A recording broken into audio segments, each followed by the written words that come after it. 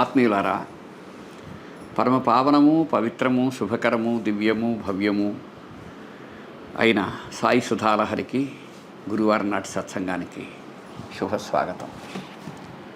ఒక విచిత్రం చెప్పనా, ఇక్కడ ఇప్పుడు ఈ విధంగా తలుసుకుంటున్న మనం, అదేవిధంగా ఆ తరువాత విశ్వవ్యాప్తంగా ప్రపంచవ్యాప్తంగా ఉండేటువంటి సోదరులైన మీరందరూ, ఇక్కడ ఒక చిన్న విషయం అండి, సోదరులు అన్నారే, మరి మీకు సోదరీమణుల మీద గౌరవం లేదా అని అనుకోకండి. తెలుగు భాషలో సోదరుడు బహువచనం సోదరుడు, సోదరి దానికి బహువచనం కూడా సోదరులే. కనుక సోదరులారా అంటే అందరినీ అనే అర్థమే కానీ కేవలం మగవాళ్ళనని కాదు. అది ఒక అపోహ ఉంది మన సమాజంలో. కనుక ఆ అపోహ విడనాడి ముందుకు నడుద్దాం.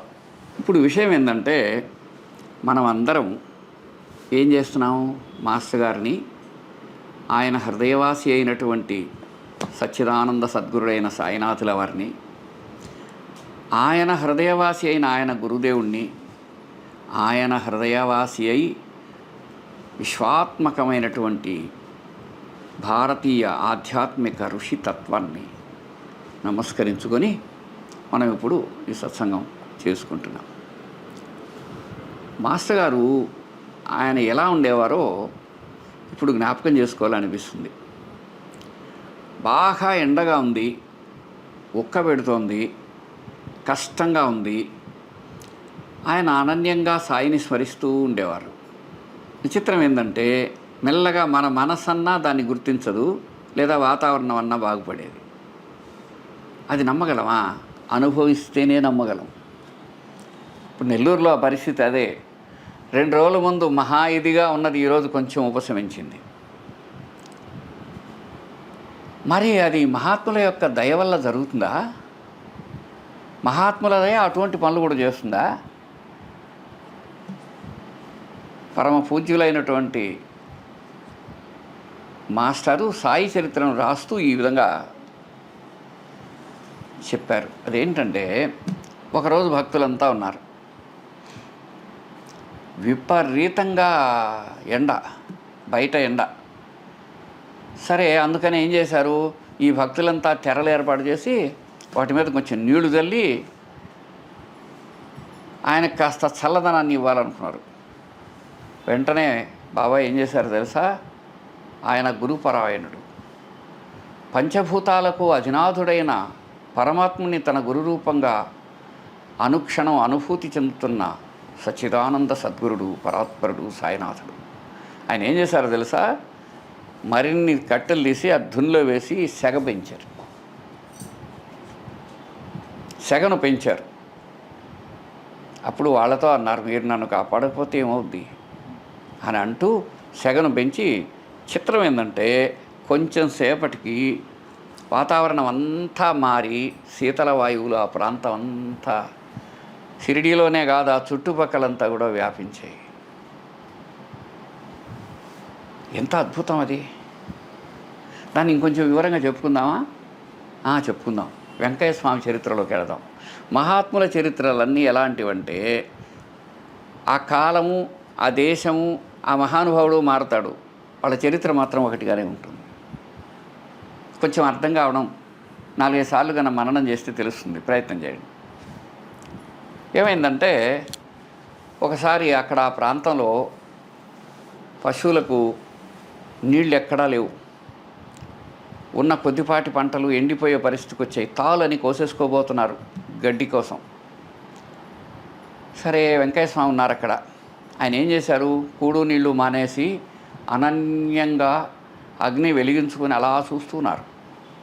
ఆయన ఎందుకు ఆ పని చేస్తున్నారో పక్కనుండే మనలాంటి వాళ్ళకి తెలియదు. చేయగా చేయగా చేయగా ఆయన అన్నాడు, అయ్యా గడ్డ పెగలించుకుంది అని. చూస్తే ఎర్రటి ఎండ. కొంచెం సేపటికి మెల్లగా మబ్బులు వచ్చాయి. ఆ మబ్బులు పెళపెళార్భటులయ్యాయి. మెరుపులు, విపరీతమైన వాన, ఆ ప్రాంతం అంతా జడివాన కురుస్తుంది. అట్లా ఇట్లా కాదు. అప్పుడు ఆయన ఇట్లా వచ్చి దాన్ని చూసి, అయ్యా ఇదంతా ఎవరిది అనుకున్నావు మనదేనయ్యా అని తన గురు కృపా కటాక్షాన్ని తలుచుకున్నారు ఆయన. ఆ విధంగా అనేక రీతులలో మహాత్ములు పంచభూతాలను ప్రభావితం చేసినటువంటి సందర్భాలు ఎన్నో ఉన్నాయి. అట్లాంటి పరిస్థితే సాయిబాబా దగ్గర చాలాసార్లు భక్తులు చూచారు.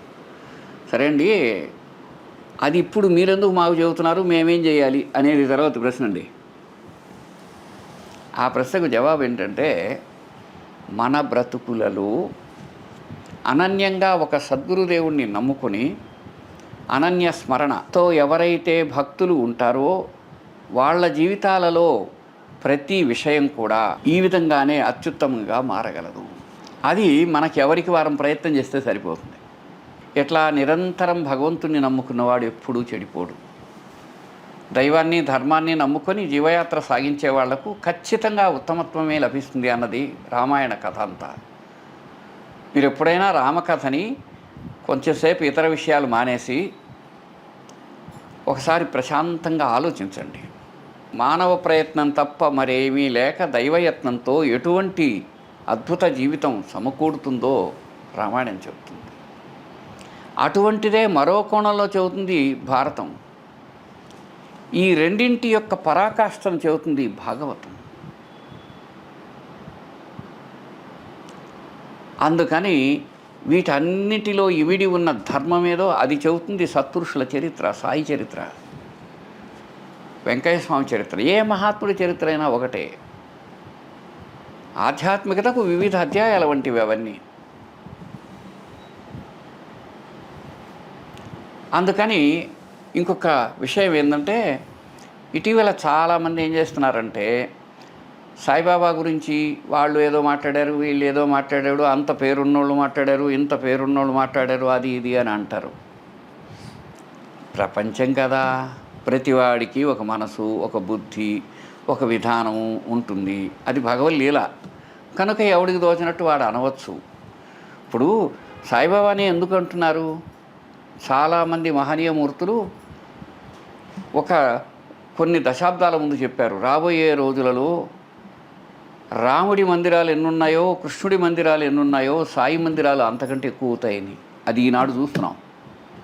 ఆ పరిణామం వల్ల దానికి సంబంధించిన అన్ని వివరాలు, అన్ని విషయాలు వస్తాయి. మరి నచ్చేవాళ్ళు ఉంటే నచ్చని వాళ్ళు ఉండరా? లోకో భిన్న రుచి అనేది కదా ఋషి సంప్రదాయము. సరే, అవన్నీ పక్కన పెడితే ఒక చిన్న విన్నపం. ఈనాటి సత్సంగంలో హైలైట్ నంబర్ 1గా చెప్పుకోదగిన అంశం ఏంటంటే, మీరు కానీ నేను కానీ మరెవ్వరు కానీ సాయిబాబా జీవితం విషయంలో మనం నిర్ధారణ చేసి చెప్పవలసిన విషయాలు ఏమీ లేవు, సహజంగా అక్కడే ఉన్నాయి. ఒకటేంటంటే, చిట్ట చివరిలో బాబాకు బాగా లేకుండా వచ్చింది.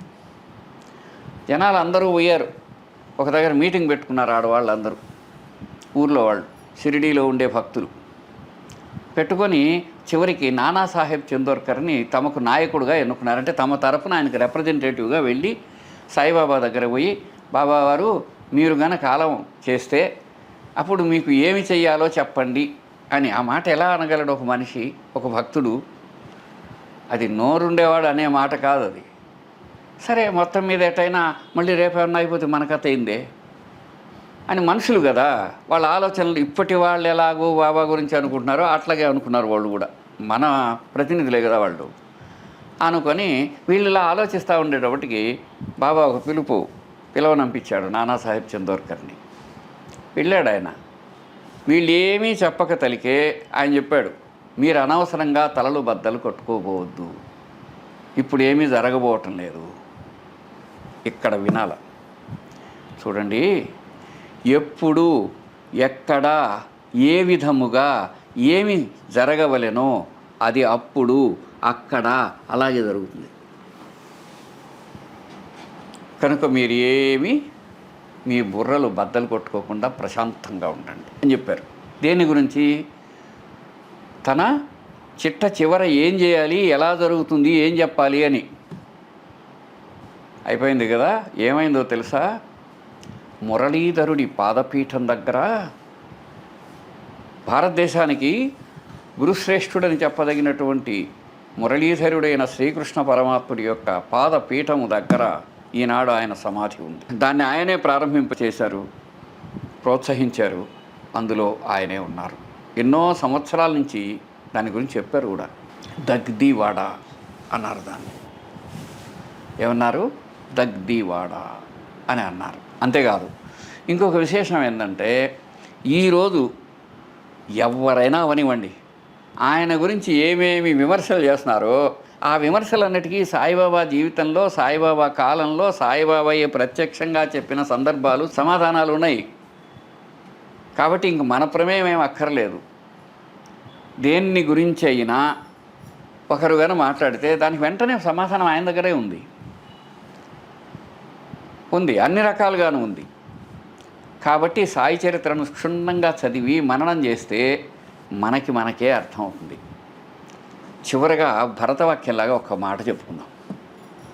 ఇప్పుడు మన దేశంలో ఎన్ని కోట్ల మంది మానవులు ఉన్నారో, చాలా ఎక్కువ మంది ఉన్నాం కదా భారతదేశం అంతా. వీళ్ళందరము ఎక్కువ భాగం హిందువులమనే, భారతీయ ధర్మానికి చెందినవారమనే మనం అనుకుంటాం. నమస్కారం, సంతోషం, నాకు ఇంతమంది అన్నదమ్ములు అక్క చెల్లెళ్ళు ఉన్నందుకు కదా, నా జాతి వాళ్ళని చూచి నేను గర్విస్తాను. బాగుంది. కానీ ఏమయ్యా, నువ్వు భారతీయుడవా?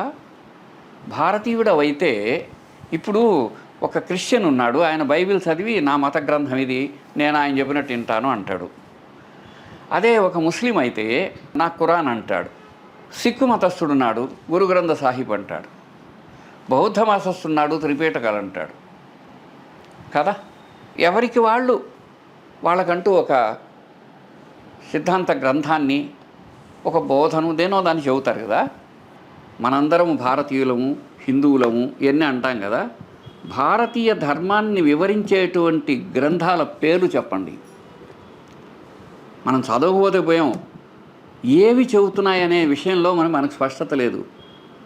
భారతదేశంలో ఆసేతు సీతాచలం పర్యంతం అంతా తిరిగి ప్రతి మానవుడి హృదయాన్ని గన తెరిచి చూస్తే కనీసం మన ధర్మాన్ని తెలియచేసేటువంటి గ్రంథాల పేర్లు తెలియకపోవటం ఎంత శోచనీయమో చూడండి. ఇది ఈనాటి మాట కాదండి. శంకరాచార్యుల వారు 5వ శతాబ్దం నుంచి, క్రీస్తు పూర్వం నుంచి క్రీస్తు తరువాత వరకు ఎప్పుడో ఉన్నాడని చెప్తారు ఈ బ్రిటిష్ శాస్త్రకారులందరూ. ఏది ఏమైనా అతి ప్రాచీనుడైన ఎవరు? ఆది శంకరాచార్యుల వారు. ఆ మహానుభావుడు ఈ విషయాన్ని గుర్తుపెట్టి మనకు చెప్పారు. ఓరి నాయనలారా, నా జాతి మనుషులారా, మన జాతి ధర్మాన్ని, మన హైందవ ధర్మాన్ని, మన ఋషి ధర్మాన్ని మనకు వ్యక్తం చేసేది అందరికీ ఒక్కొక్క పుస్తకం ఉంటే మనకు అలా కాదు. మనకు చాలా సవిస్తారమైనటువంటి అద్భుతమైనటువంటి సిద్ధాంతం, సాహిత్యం, దానికి సంబంధించిన వివరణలు ఉన్నాయి. అందులో నిజంగా మనం ఏం చేయాలి? నువ్వు భారతీయుడవైతే, నువ్వు హిందువైతే నీవు తెలుసుకోవలసింది మొట్టమొదటిది ఉపనిషత్తులు. ఆయన 12 ఉపనిషత్తులకు వ్యాఖ్యానం రాశారు. ఎవరు? శంకరాచార్యుల వారు. రెండవది బ్రహ్మసూత్రాలు. బ్రహ్మసూత్రాలంటే ఆ ఉపనిషత్తుల సారాంశాన్ని వేదవ్యాస మహర్షి అద్భుతంగా ధ్యానం చేసి, స్మరణ చేసి, అందులో ఉండే మంచి మంచి విషయాలని రాసిపెట్టుకున్నాడు. వాటిని వేదాంత సూత్రాలు, బ్రహ్మసూత్రాలు అని చెబుతారు. అది రెండవది. మూడవది భగవద్గీత. భగవద్గీతలో ఏం చెప్పారు? ఇది స్వతంత్రమైనది ఏం కాదయ్యా, ప్రాచీనంగా మహాత్ములు ఈ దేశంలో ఏం చెబుతూ వస్తున్నారో దాన్నే సత్యాన్ని మనోసారి చెప్పడం, ఒక సద్గురుదేవుడు చెప్పడం భగవద్గీత. సర్వోపనిషదో గావో దోగ్ధా గోపాలనందన పార్థో వత్స సుధీర్భోక్త దుగ్ధం గీతామృతం మహత్ అని ప్రస్తుతి మన భగవద్గీత మొదట్లోనే ఉంది. అటువంటి మహాద్భుతమైనటువంటి వారసత్వం మనది. కనుక ఓయ్ భారతీయుడా, ఓయ్ సనాతన ధర్మపరాయణుడా, ఓయ్ హిందువా, నీ జాతి ధర్మాన్ని తెలియజేసే గ్రంథం ఏమిటి? మాకు ఒకటి కాదు, ఒకటే విషయాన్ని వివరించి వివరణాతి వివరంగా చెప్పిన ప్రస్థానత్రయము మన జాతి ధర్మాన్ని చెప్పేది. అందులో అటు నుంచి చూస్తే ఉపనిషత్తులు, బ్రహ్మసూత్రాలు, భగవద్గీత. ఇటు నుంచి చూస్తే భగవద్గీత, బ్రహ్మసూత్రాలు, ఉపనిషత్తులు మమ్మల్ని ఆహ్వానించి, మమ్మల్ని చరితార్థం చేయటానికి ఈ సృష్టిలో, ఈ ప్రపంచంలో పరమాద్భుతంగా దివ్య తేజో విరాజమానమై మాకు ఆహ్వానం పలుకుతున్నాయి. అందుకు నేను భారతీయుడైనందుకు సహస్రకోటి వందన శతాలు అర్పించవలసిన అగత్యం మనందరి బాధ్యత మన మీద ఉంది.